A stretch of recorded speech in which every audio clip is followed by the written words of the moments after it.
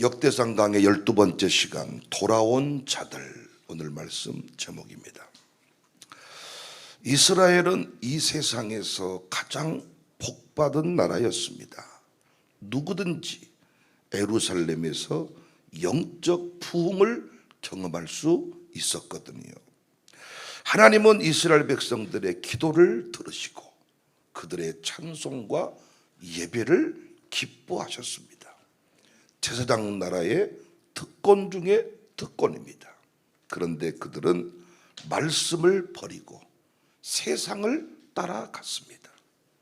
하나님을 떠나 살면 행복할 것 같았습니다. 그런데 남은 것은 폐허가 된 예루살렘 뿐이었습니다. 이스라엘 역사를 보면 다윗의 전성기 때 젊은 청년만 150만 명이 넘습니다. 엄청난 꿈과 힘의 잠재력을 가진 나라였는데 지금은 너무 초라한 모습이 됐어요. 겨우 제사장, 레위인, 느디님 사람들이 남아 있습니다. 초라한 모습입니다. 그런데 역대기서의 줄기가 뭐라고요? 역대기서의 주제가 다시 부흥입니다. 어떻게 이들은 남은 자들이 되었을까요? 어떻게 이들은 돌아온 자들이 되었을까요? 저는 어제 잠자기 전에 누가 기사를 보내줘서 기사를 읽었는데 여수의 이기풍 목사님 선교 기념관이 매각 위기에 놓였다. 어떤 교회에서 그 기념관 박물관을 운영하는데 건축 중에 진 부채를 해결하기 위해서 매각을 결정하게 되었다. 이 기사를 읽고 안타까워하니까 아내가 옆에서 이기풍 목사님의 후손들은 어디 갔을까요? 이기풍 목사님의 후손들은 어디 갔길래 그 기념관 하나, 박물관 하나 지키지 못할까요? 여러분, 난 여러분이 참 제가 이렇게 목회를 하면서 저를 서운하게 하고 교회에 조금 불편한 감정 들어대고 나는 그런 것들에 대해서 얼마든지 가능하다고 생각합니다. 그런데 여러분과 저의 신앙생활의 행위가 자식의 미래를 결정짓는다는 것에 대한 의식이 지금도 없는 것 같아요. 여러분과 제가 결국은 자녀들의 미래, 자녀들의 내일, 후손들의 영광을 책임지고 있다는 그 의식이 우리 안에 좀 없지 않는가? 어떻게 레위인들의 후손, 제사장들의 후손, 느디님 사람들의 후손이 남았을까요? 어떻게 이들이 남은 자가 되었냐고요? 바벨론 포로에서 돌아온 대표적인 지파가 유다 지파, 베냐민 지파입니다. 유다 지파의 대표적인 후손으로는 우대가 있었는데 그 자손이 690명입니다. 4절 유다의 아들 베레스 자손 중에 우대인이 그는 암미웃의 아들이요 오므리의 손자요 이므리의 중손이요 바니의 현손이며 실로 사람 중에서는 맏아들 이사야와 그의 아들들이요 세라 자손 중에서는 여위엘과 그의 형제 690명이요 유다 지파의 대표적인 후손 우대 그 자손이 690명. 베냐민 후손들은 956명이었습니다. 7절 이하 베냐민 자손 중에서는 하스노아의 중손 호다위아의 손자 무술람의 아들 살루요 요로암의 아들 이브느야와 미그리의 손자 우시의 아들 엘라요 이브니야의 증손 루엘의 손자 스바다의 아들 무술람이요 또 그의 형제들이라 그들의 계보대로 계수하면 956명이니 다 종족의 가문의 우두머리들이더라. 그런데 10절 이하를 보시면 남은 제사장들의 이름들이 기록이 됩니다. 11절 하나님의 성전을 맡은 자 아사랴의 이름도 나옵니다. 자, 10절 보세요. 제사장 중에서는 여다야와 요야립과 야긴과 하나님의 성전을 맡은 자 아사랴이니 그는 hil기야의 아들이요 무술람의 손자요 사독의 중손이요 무라요의 현손이요 아이돔의 5대 손이다. 여기서 이 아사랴는 대제사장인데 hil기야의 아들입니다. hil기야는 요시야 왕 때 성전 수리 중 두루마리를 발견하고 그 두루마리 말씀을 붙들고 개혁을 일으켰던 제사장입니다. 그런데 여러분 잘 보세요. 제사장의 후손들이 몇 명 남냐? 1760명이 남아요. 13절 또 그의 형제들이나 종족의 가문의 우두머리라 하나님의 성전의 임무를 수행할 힘 있는 자는 모두 1760명이다. 왜 제사장의 후손들이 더 많이 남게 되었을까? 여러 추정이 가능하겠지만은 제사장들이라 그러면 말씀 붙들고 사는 사람들이거든요. 그러니까 말씀으로부터 좀 자유한 집안이 오히려 행복할 것 같지만은 역사를 보니까 그렇지 않다는 거예요. 말씀하고 사니까 야 답답하고 뭔가 사람들이 좀 막혀 있는 것 같은데 역사의 기록을 보니까 말씀 붙잡고 사는 집의 후손들이 많이 남았고 다시 그들을 통하여 부흥의 역사가 일어나고 있는 것을 볼 수가 있습니다. 사랑하는 여러분, 하나님의 원리는 변한 적이 없어요. 말씀을 붙잡고 있는 자가 누군가, 말씀을 믿고 있는 자가 누군가, 말씀대로 사는 사람이 누군가. 성경 통독 저 반대하는 거 아닙니다. 성경 읽기 반대하는 거 아닙니다. 그런데 여러분, 성경 읽기로만, 성경 통독으로만 우리 인생은 바뀌어지지 않습니다. 그 말씀 한 구절을 붙잡고 살아낸 간증이 있는 사람, 그 사람이 부흥의 주인공이고 그의 후손들이 그 모습을 보고 그 길을 따라가는 것을 믿으시기를 바랍니다. 신명기 5장 10절에 나를 사랑하고 내 계명을 지키는 자에게는, 나를 사랑하고 내 계명 지키는 자에게는 천대까지 은혜를 베푼다. 여러분과 제가요 이렇게 말씀 붙잡고 몸부림칠 때 반드시 우리 후손들 남은 자가 될 줄로 믿습니다. 우리가 말씀의 부흥을 일으킬 때 이 예배당을 더 크게 증축할지언정 예배당 팔아먹는 일은 없을 거예요. 아버지가 이렇게 눈물로 건축 현장 돼서 예배당 지어놨는데 그놈 아들놈의 새끼는 여기 나와서 기도 한 번 한 적이 없고 나중에 이 예배당 팔아서 교회 빚이나 갚자. 야, 이런 결정해야 되겠습니까? 부흥이 없으니까 예배당 팔아서, 땅 팔아서, 나중에는 어떻게? 교회 모든 주차장 팔아서 성도들이 나눠 가집시다. 이런 결정을 하게 되는 겁니다. 여러분과 제가 말씀대로 살아야 돼, 말씀대로. 그런데 오늘 본문에 나오는 느디님 사람들이 또 남은 자가 되었거든요. 느디님 사람들이 누군가의 논쟁이 있습니다. 2절에 보시면 그들의 땅 안에 있는 성읍에 처음으로 거주한 이스라엘 사람들은 제사장들과 레위 사람들과 느디님 사람들이라.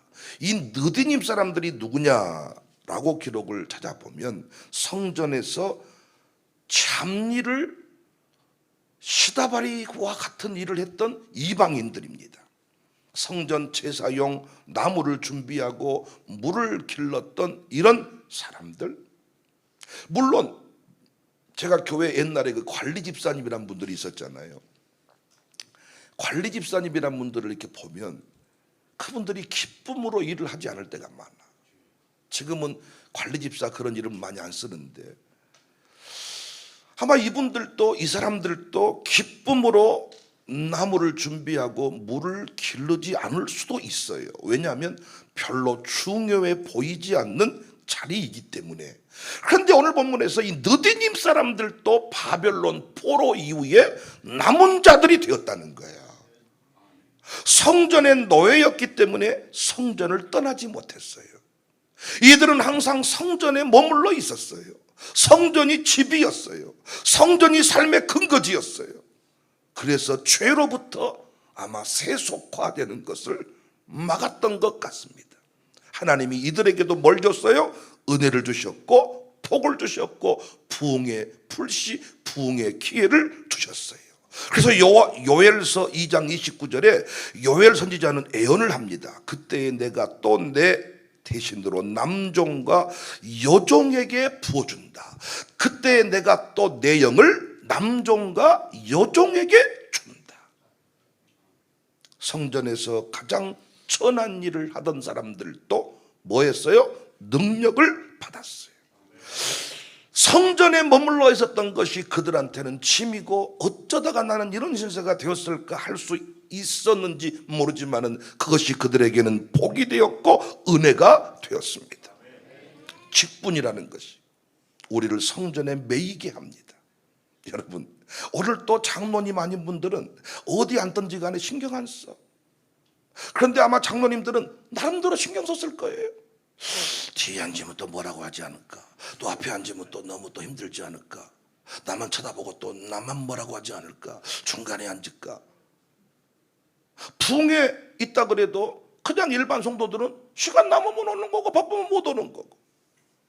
그런데 장로님쯤 되시면 또 부흥회라는데 출장을 조정해야 되냐, 휴가를 내야 되냐, 또 밥을 한 끼 사야 되냐, 헌금을 해야 되냐, 아따 돈이 없는데 어찌했을까? 뭔가 다른 사람들이야 부흥회 하든지 말든지 오든지 말든지.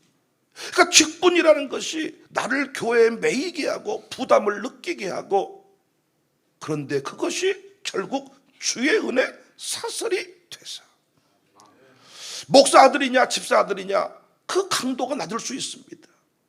그래서 제가 우리 장로님 아들들 축복 기도할 때마다 늘 해주는 얘기가, 하나님 이 자리가 부담스러울 수 있는데 이 자리가 영광스러운 자리임을 깨닫게 해달라고 제가 기도를 합니다.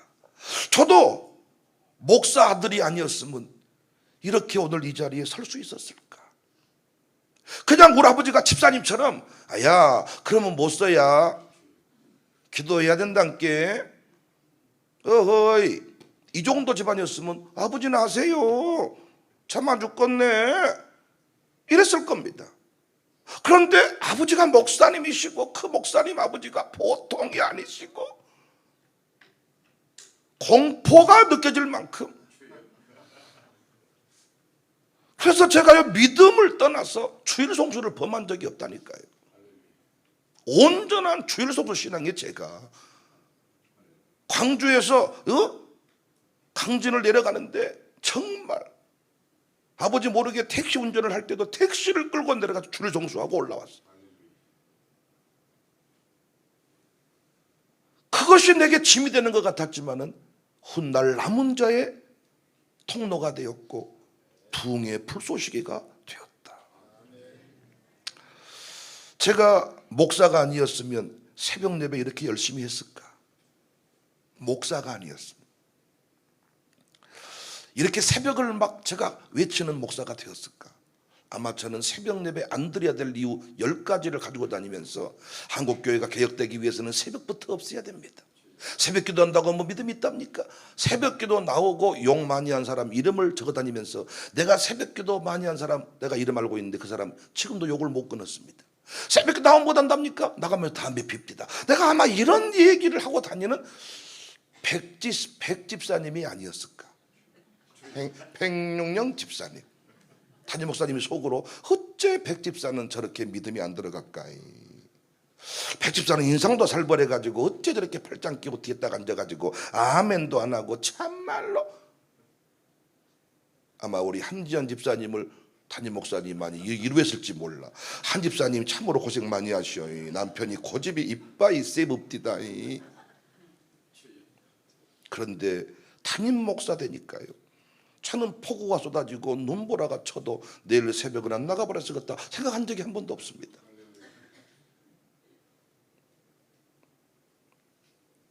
담임 목사라는 자리가, 안수집사라는 자리가, 장로님이라는 자리가 힘이 되는 것은 사실이지만은 그것으로 인하여서 주의 전에 늘 매여 있는 인생이 된다는 것이죠.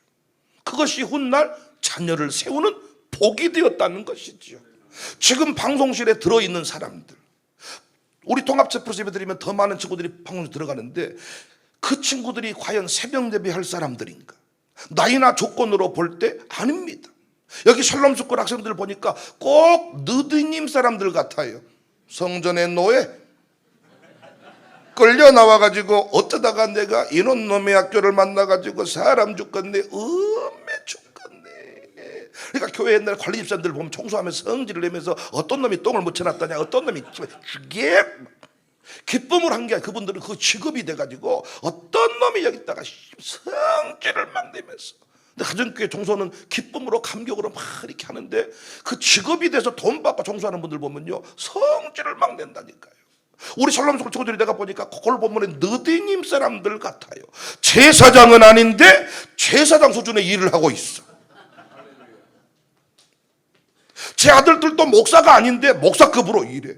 우리 교회 장로님 아들들도 장로가 아닌데 장로님급으로 일하고 있어. 새벽에 나와서 일하는 평신도 선교사들 다 나는 느디님 사람들. 내가 우리 직원들한테도 보면요, 직원들한테도 내가 다 이렇게 어떤 일을 좀 하자고 문자를 딱 보내면요, 네네네네네네네 답이 딱 오는데 내가 속으로 생각해봤어.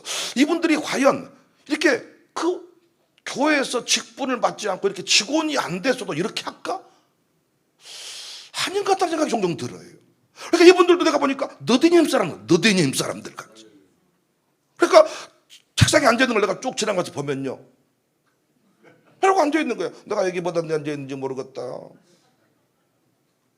그런데 그분들이 그 자리를 통해서 지금 뭐 하고 있는 거예요? 내 인생을 주님과 교회와 연결시켜. 그런데 그것이 뭐라고요? 자녀를 세우는 통로가 되었다는 것입니다.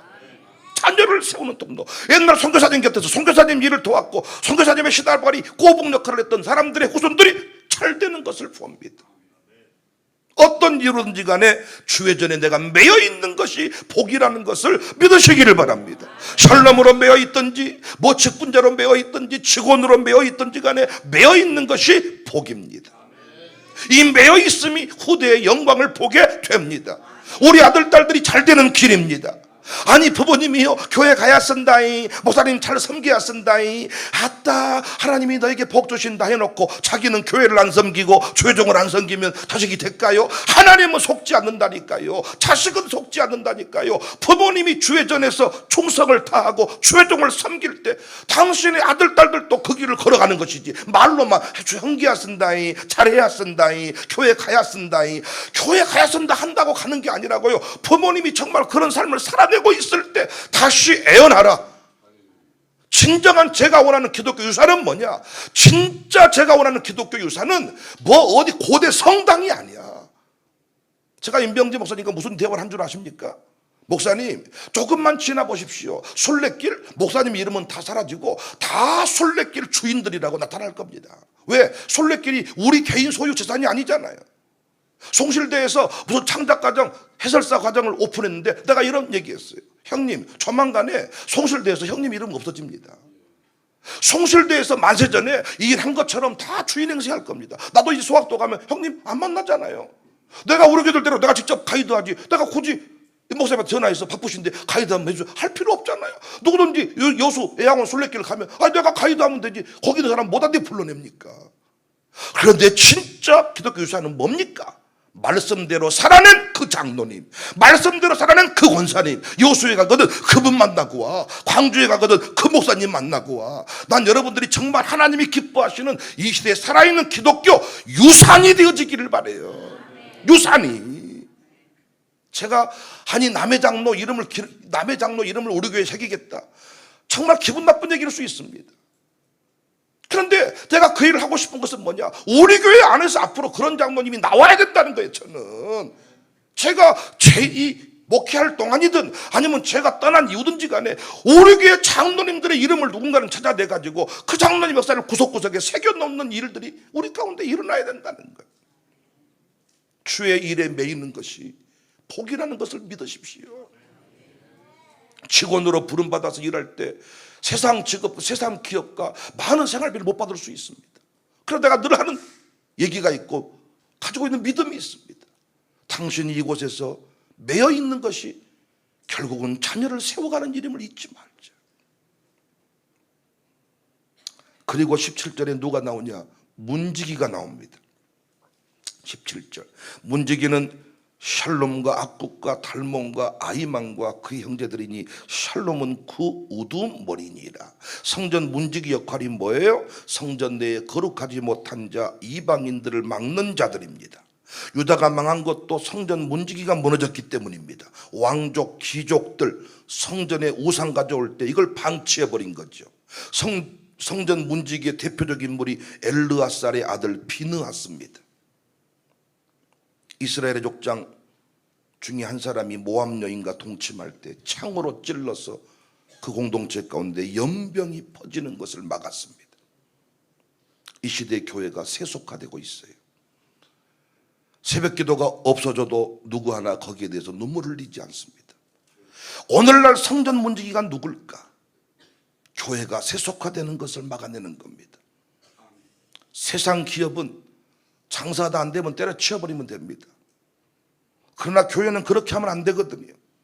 그러니까 교회가 어려운 일을 만났을 때 목사님, 절대로 목사님의 사역은 중단되면 안 됩니다. 절대로 청사교회는 없어지면 안 됩니다. 부도 처리, 파산 처리하면 안 됩니다. 내가 이 교회를 지켜내겠습니다. 이 교회 문지기가 되겠습니다.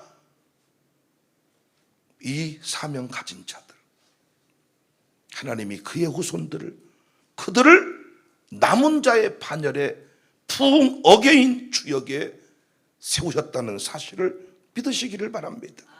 우리는 교회 안에서 믿음 아닌 것들이 행세하는 것을 막아야 돼요.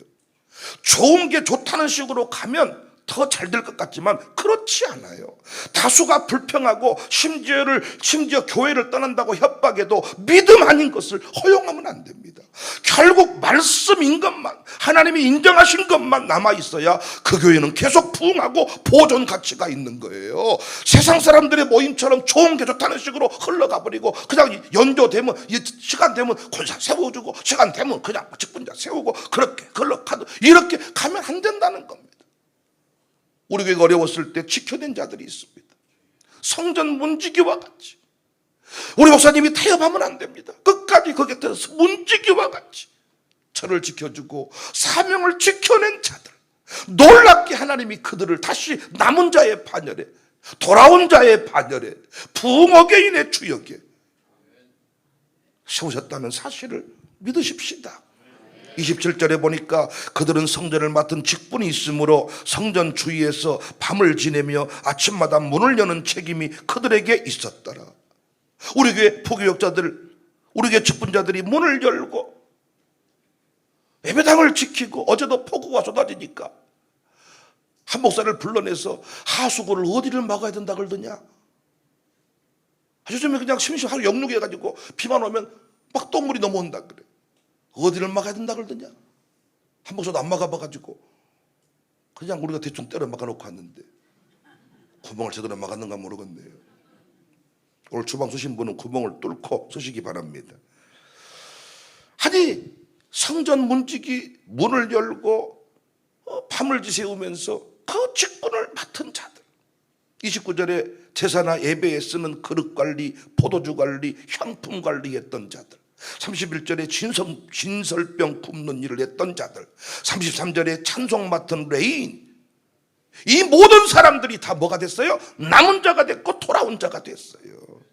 어째 내 신세는 이렇게 살아야 될까? 어째 나는 목사들로서 이렇게 힘든 길을 걸어가야 될까? 어째 나는 샬롬 속을 입학해가지고 이렇게 새벽마다 힘든 일을 걸어가야 될까? 그런데 훗날에 반드시 여러분, 그것이 주의 은혜 사슬이 되어서 나를 이 자리에 세웠다고 간증하게 될 것을 믿으시기 바랍니다. 사랑하는 부모님들이요, 어른들이요, 주의 전에 여러분의 인생을 매시기를 바랍니다. 직분을 교회에서 맡겨줄 때 아멘으로 받으시기를 바랍니다. 찬송 맡은 직분이든 기도하는 직분이든 성전에 청소하는 직분이든 예배당 풀 뽑는 직분이든 어떤 직분인지 간에 아멘으로 받아서 그 일에 내 인생을 걸어버릴 때 거기서 우리 아들 딸들이 세워지고, 거기서 내 사업이 세워지고, 거기서 내 인생의 건강도 회복이 되고 모든 것들의 부흥의 간증의 주인공이 될 것을 믿으시기 바랍니다.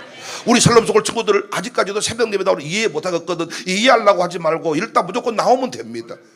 어째 이런 부모님이 있을까? 부모님을 이해하려고 하지 마. 니들 죽을 때까지 부모님은 이해 못합니다. 네가 부모가 돼야만 조금 압니다. 그러니까 너희들한테 부모님 마음을 이해해달라고 말하고 싶지도 않고 담임 목사의 마음을 이해해달라고 말하고 싶지도 않아. 왜? 담임 목사 여러분이 평생 안 해보고 돌아가실 거니까. 걔만 말해달라고 말하는 자체가 그 잘못된 거지. 무조건 따라오시면 돼. 이해하려고 하지 말고 일단 무조건 부모님이 새벽기도 하는 부모님은 와. 그냥 토요일에 청소하는 부모님은 따라와. 청소 구역 가정교회 예배 금요 따라가. 캠프 가자 따라가. 무조건 따라가면 나중에 그것이 잘 됐습니다 고백하게 될 것이니까요. 우리 모두 부흥 어게인. 우리 때에 부흥을 썼는데 후대 때 예배당 팔아먹는 일이 없기를 바라고, 아버지가 집 팔아 돈 팔아 생명 걸고 예배당 지어놓은 거 아들놈의 새끼는 단 한 번도 예배하지 않는 이런 아픔이 없기를, 우리 모두 날마다 부흥이 이어져서 천대 영광 써갈 수 있기를. 끊을 테니까 아멘 그게 하세요. 주님의 이름으로 축복합니다.